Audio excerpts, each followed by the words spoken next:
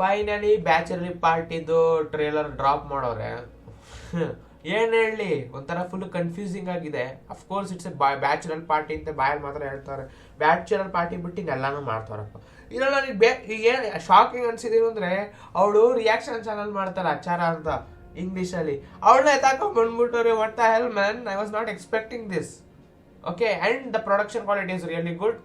ಎಷ್ಟೊಂದು ಮೂವೀಸ್ ಬಂದಿದೆ ಬೇರೆ ಕಾಮಿಡಿ ಪ್ಲಸ್ ಈ ಥರ ಅಡ್ವೆಂಚರ್ ಟೈಪ್ ಮೂವಿಗಳು. ಇವನ್ನ ಅಡ್ವೆಂಚರ್ ಟೈಪ್ ಅಂತ ಕನ್ಸಿಡರ್ ಮಾಡೋದು. ಯಾಕಂದ್ರೆ ಇವರು ಪರ್ಟಿಕ್ಯುಲರ್ ಪ್ಲೇಸ್ನ ಬಿಟ್ಟು ಬೇರೆ ಕಡೆ ಎಲ್ಲೋ ಹೋಗ್ಬಿಟ್ಟು ಅಲ್ಲಿ ಪೂರ್ತಿ ಸ್ಟೋರಿ ನಡೆಯೋದ್ರಿಂದ ಅದನ್ನ ಅಡ್ವೆಂಚರ್ ಟೈಪ್ ಮೂವಿ ಅಂತಾನೆ ಕನ್ಸಿಡರ್ ಮಾಡೋದು.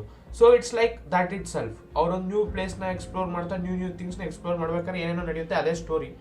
ಬಟ್ ಇದರಲ್ಲಿ ಏನು ಪ್ರಿಡಿಕ್ಟ್ ಮಾಡೋಕ್ಕಾಗಲ್ಲ, because there are few things mix match ಆಗಿರುತ್ತೆ. ಅಫ್ಕೋರ್ಸ್ ಬ್ಯಾಚಲರ್ ಪಾರ್ಟಿ ನಡೆಯುತ್ತೆ, ಲಾಸ್ಟ್ ಎಂಡಿಂಗಲ್ಲಿ ಒಂದು ಫ್ಯಾಮಿಲಿನೇ ಎಲ್ಲ ಅನ್ನೋ ಥರದೊಂದು ಚಿಕ್ಕದಾಗಿ ಡ್ರಾಮಾ ಹಾಕ್ತಾರೆ, ಅಥವಾ ಏನೋ ಒಂದು ಕಾಮಿಡಿ ಸೀನ್ ಇರ್ಬೋದು. ಕಾಮಿಡಿ ನನಗೆ ಟ್ರೈಲರಲ್ಲಿ ಅಷ್ಟಕ್ಕಷ್ಟೇ ಅನಿಸ್ತು. ಕಾಮಿಡಿ ಒಂದೆರಡು ಕೆಟ್ಟ ಮಾತುಗಳಿದ್ದು, it's okay. But comedy feel ಆಗಲಿಲ್ಲ ಬ್ರೋ, ಸುಳ್ಳಾಗಿ ಕೇಳಬೇಕು ನಾನು.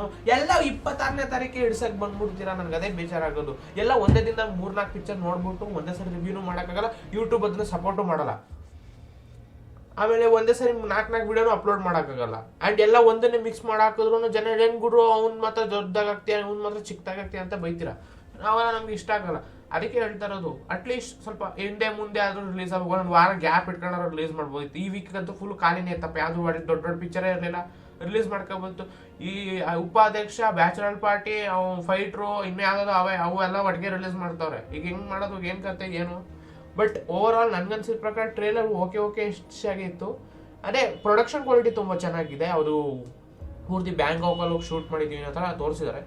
ಓಕೆ, ಆ್ಯಂಡ್ ಇದು ಪೂರ್ತಿ ಒಂದು ಫನಿ ಅಡ್ವೆಂಚರ್ ಟೈಪ್ ಆ್ಯಂಡ್ ಅಲ್ಲಿ ಸ್ವಲ್ಪ ಅಲ್ಲಿ ಎಮೋಷನ್ಸ್ನ ಅಟ್ಯಾಚ್ ಮಾಡಿರೋ ಒಂದು ಮೂವಿ ಅನ್ಕೊಳ್ಳೋಣ.